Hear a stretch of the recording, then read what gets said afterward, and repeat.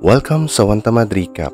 Ngayon ibobood natin ang 2023 South Korean crime action film na pinamagatang Kill Boksun. Spoilers ahead, watch out and take care. Nagsimula ang pelikula sa isang miyembro ng Yakuza na si Oda Shinichiro, kagigising lang at nakahubad sa tabi ng riles ng tren. Lumapit sa kanya ang babaeng nagngangalang Gil Boksun. Sa likod ng maamo niyang itsura, ang babaeng ito ang pinakakinatatakutang assassin sa South Korea. Plano niyang patayin si Oda pero binigyan niya ito ng pagkakataon kung saan maglalaban sila sa isang tunggalian. Matinding sagupaan ang naganap sa pagitan ng dalawa pero sa huli, napuruhan ni Oda si Boksun. Gayunpaman isa lang pala itong prediksyon sa isipan ni Boksun at napagtanto niya na walang binatbat ang sandata niya laban sa katane kaya nagpasya na lang siyang barilin si Oda ng pistol. Pag-uwi ni Boksun, nadiskubre niya ang tinatagong yosi ng kanyang anak. Nagpaalala ito kay Boksun sa nakaraan niyang buhay nung nahuli siya ng mapang-abusong ama na naninigarilyo at pinakain nito sa kanya ang yosi. Nang umuwi na ang anak niyang si Jae-young, nag-isip siya ng ilang mga senaryo at napagtantong mauuwi lang din ito sa argumento, kaya pinili niya na lang manahimik at huwag sawayin ang anak. Walang kaalam-alam si Jae-young na ang kanyang ina ay isang assassin at may tampo siya sa ina dahil palagi daw itong abala sa kanyang trabaho. Kinabukasan, lumabas sa balita ang pagkamatay ni Oda. Natuwa naman si Min-kyu na nagawa ni Boksun ang kanyang trabaho. Lumalabas na si Gil Boksun pala ay isang contract killer na nagtatrabaho sa MK Enterprise na pinapatakbo ni Cha Min-kyu. Kalaunan sa gabing yun, kasama ni Boksun nag-dinner ang mga kapwa niya hitman. Ang bawat isa ay humahanga sa taglay na kahusayan ni Boksun. Habang nag-uusap, tinalakay nila ang tatlong mahalagang tuntunin ng kumpanya para sa bawat assassin. Huwag papatay ng menor de edad, huwag gagawa ng trabaho na hindi inatas sa kanila, at huwag tatalikdan ang trabahong itinalaga sa kanila. Ang sino mang lalabag sa tatlong rules na ito ay papatayin. Matapos ang meeting, nasalubong ni Boksun ang grupo ng mga gangster at binastos siya ng mga ito. Gumanti din naman si Boksun ng pangi-insulto sa mga gangster pero bago pa sila makaporma, biglang dumating ang lalaking si Hee-sung at binugbog niyang lahat ang mga gangster. Si Hee-sung ay kasing husay ni Boksun pagdating sa pagpaslang. Kalaunan masayang ginugol ni Boksun at Hee-sung ang buong gabi. Samantala, si Jae-young ay nakipagkita sa kanyang girlfriend na si Sora. Sikreto lang ang kanilang relasyon dahil batid na hindi ito aaprubahan ng kanilang mga magulang. Sa kasamaang palad na putol ang masaya nilang sandali nang dumating ang iba pa nilang kaklase. Inaya ni Cholwo si Jae-young sa isang date pero tinanggihan niya ito. Kinabukasan, nagtungo si Boksun sa opisina para makipagkita kay Min-kyu, subalit hinarang siya ni Min-hee na kapatid ni Min-kyu. Dadalhin niya daw siya sa isang special event. Lumipat ang eksena sa madilim na banyo. Inatake ni Young-ji ang isang lalaki na nagudyok ng matinding tunggalian.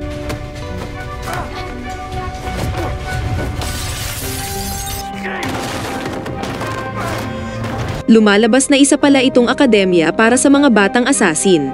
Dumating na si Boksun at pinakilala siya ni Min-hee sa mga estudyante. Nakiusap si Min-hee kay Boksun na makipag-sparring siya kay Young-ji dahil isa daw ito sa mga masugid niyang tagahanga.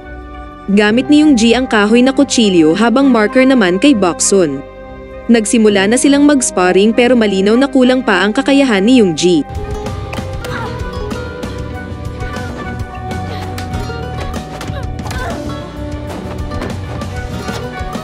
Pagkatapos nakipagkita na nga si Boksun kay Min-kyu at pinapili siya nito ng 2 envelope para sa susunod niyang misyon. Tiningnan niya ang napiling envelope at nakasaad dito ang misyon ng pagpatay sa isang binatilyo. Nilinaw naman ni Min-kyu na nasa 8 gulang na ang binatang papatayin niya. Walang magawa si Boksun kundi tanggapin ang misyon pero pinaalala niya kay Min-kyu na malapit nang magtapos ang kontrata niya at magre-retire na siya. Naabala ang kanilang pag-uusap nang makatanggap ng tawag si Boksun mula sa eskwelahan kung saan pinaalam sa kanya ng principal ang ginawang pagsaksak ng kanyang anak kay Cholwo. Agad siyang nagtungo sa eskwelahan at sinabi sa kanya na si Jae-young ay may posibilidad na mapatalsik sa eskwelahan dahil sa ginawa nito at tumanggi rin itong aminin ang dahilan kaya sa ngayon ay sinususpinde muna nila ang kanyang anak habang isinasagawa ang investigasyon. Maya-maya ay kinumpronte ni Boksun ang anak para alamin ang paliwanag. Ngunit tanging tugon lang ni Jae-young ay gusto niya lang daw talaga patayin si Cholwo. Kalaunan nakipagkita si Boksun kay Hee-sung para makipagkwentuhan. Ibinahagi niya ang pag-aalala kay Jae-young na baka isang araw ay maging katulad siya ng kanyang anak. Lumipat ang eksena sa nagaganap na pagpupulong ng mga leader ng assassin company sa ilalim ng MK Enterprise. Natuklasan nila ang ginawang pagpatay na labas sa utos ng kumpanya, na hinuha din nila na ang salarin ay marahil isa sa kanilang empleyado dahil sa propesyonal na pamamaraan ng pagpatay sa mga biktima. Sinigurado naman ni Min-kyu sa bawat isa na kung totoo nga ito, hindi siya mag-aalangan na patayin ang salarin dahil sa paglabag sa alituntunin ng kumpanya. Ang hindi niya alam, nakaayon pala itong lahat sa plano ni Min-hee na may pagnanais na patayin si Boksun. Balik kay Boksun, pinipilit niya pa rin kausapin ang anak pero binabalewala lang siya nito. Sa mga sandaling ito nakatanggap siya ng tawag mula kay Min-kyu para ay paalam na ang rookie na si Young-ji ang magiging partner niya sa kanyang misyon. Pagsapit ng gabi, sinimulan na ng dalawa ang misyon at nagtungo sila sa apartment ng papatayin nilang binata. Pagkatapos itinuro niya kay Young-ji ang mga paraan ng pagpatay para magmukha itong suicide. Ngunit nang gagawin niya na ito, namukaan niya ang itsura ng binata. Lumalabas na anak pala ito ng kakilala niyang senator. Biglang tumawag ang kanyang anak kung saan umiiyak ito na humihingi ng tawad. Dahil dito, nagpa siya si Boksun na wag ituloy ang pagpatay sa binata. Tinawagan niya si Min-kyu at sinabing nabigo niya raw ang misyon. Samantala si Min-kyu naman ay kararating lang sa Russian bar habang kausap si Jae-young para isagawa ang kanyang misyon.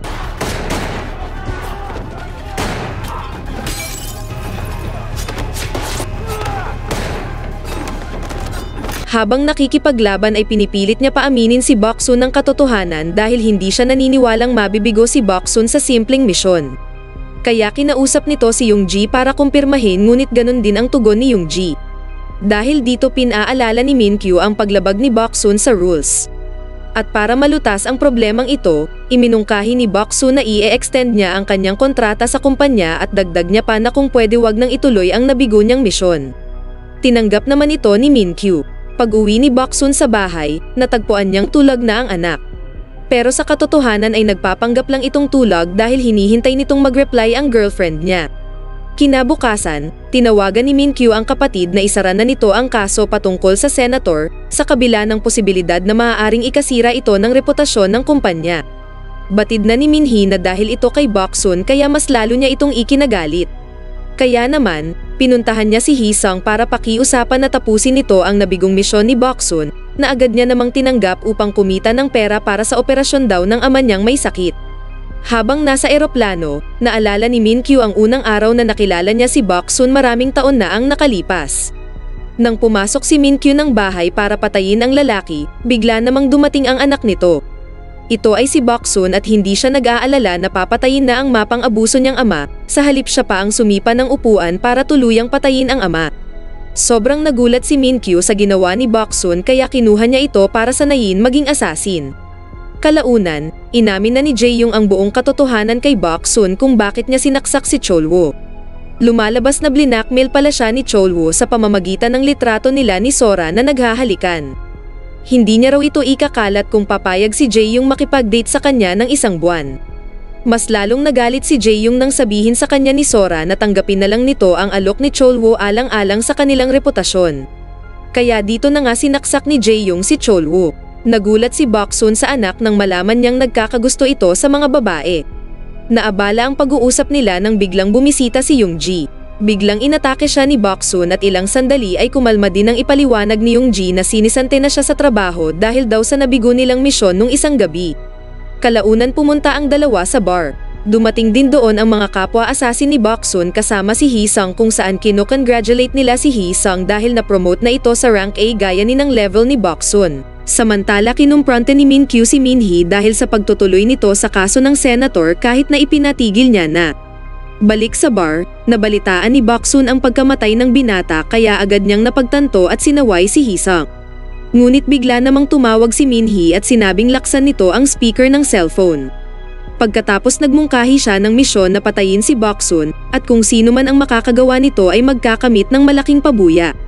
Kaya naman kahit kaibigan nila si Boksun, tinanggap pa rin nila ang misyon alang-alang sa pabuya. Sa huli, nakiusap si Hee-sung kay Boksun na siya na ang bahala sa kanyang ama. Kalaunan sa gabing yun habang papauwi, galit na kinumpronte siya ni Min-kyu at sinakal sa pader. Galit na galit siya dahil sa pagsuway ni Boksun sa mga alituntunin ng kumpanya. Ilang saglit pa ay dumating si Young-ji at sinabing si Min-hee ang may pakana ng lahat kung bakit nagawa yun ni Boksun. Sinabi ni Min-kyu na pumunta si Boksun kinabukasan sa kanyang opisina para i-renew ang kontrata niya dahil ito lang daw ang paraan para protektahan siya sa lahat ng paglabag niya sa rules. Pag-alis ni Boksun, sinabi ni Min-kyu kay Young-ji na wag itong sasabihin kahit kanino. Pag-uwi ng bahay, napansin siya ng anak na malungkot at pagod. Sinabi ni Jae-young na natuklasan daw nito ang baril ni Boksun sa kanyang bag kaya inakala niya na isang CIA ang kanyang ina. Kinabukasan, nagkaroon muli ng pagpupulong ang mga leaders para pag-usapan ang nangyaring pagpatay sa kanilang mga tauhan at suspetya nila na may kinalaman dito si Min-kyu. Inamin naman ni Min-kyu na ginawa nga ito ni Boksun para ipagtanggol daw ang sarili at nag-alok siya ng pera bilang pambayad sa kasalanan ni Boksun. Ngunit hindi pumayag ang ibang boss at sinabing kailangan nitong manatili sa rules kaya dapat niya mismong ayusin ang problemang ito alang-alang sa rules. Ngunit agad siyang pinatay ni Min-kyu at pinaalala na siya raw mismo ang rules, kaya umalis na rin ang ibang leader dahil sa takot. Samantala dumating na si Boksun sa opisina para pirmahan ang kontrata, ngunit nasalubong niya naman doon si Min-hee, at ibinunyag sa kanya na pinatay daw ni Min-kyu si Young-ji kagabi pag-alis niya. Sa pagkagalit, pinatay ni Boksun si Min-hee gamit ang pen, at iniwan ito sa mesa bilang mensahe na nais nitong harapin si Min-kyu sa isang duelo. Kinagabihan, sabay na nag-dinner ang mag-ina. Nais niyang gugulin ang huling sandali kasama ang anak kung sakaling mabigo man siya sa duelo nila ni Min-kyu. Kalaunan, dumating na si Boksun sa opisina at sinalubong siya ni Min-kyu ng bala pagbukas ng pinto ng elevator. Pagkatapos inaya muna siya ni Min-kyu mag-inuman. Sinimulan ni Boksun ang ilang mga prediksyon kung paano mapapatay si Min-kyu sa lahat ng paraan, ngunit kahit anong subok niya, napagtanto niyang hindi pa rin siya uubra. Gayunpaman nang ipaalala ni Min-kyu nung unang araw niyang nakilala si Boksun, napagtanto niya agad na ang kahinaan ni Min-kyu ay ang kanyang sarili mismo. Lumalabas na mahal pa rin ni Min-kyu si Boksun, kaya sinamantala nito ang pagkakataon upang tuluyang patayin si Min-kyu gamit ang katana. Bago mamatay, sinabi ni Min-kyu na nagpadala raw siya ng tablet sa kanyang anak, nang sa ganon ay mapanood daw ni Jae-young ang lahat sa CCTV kung sino at ano talaga ang totoong trabaho ng kanyang ina.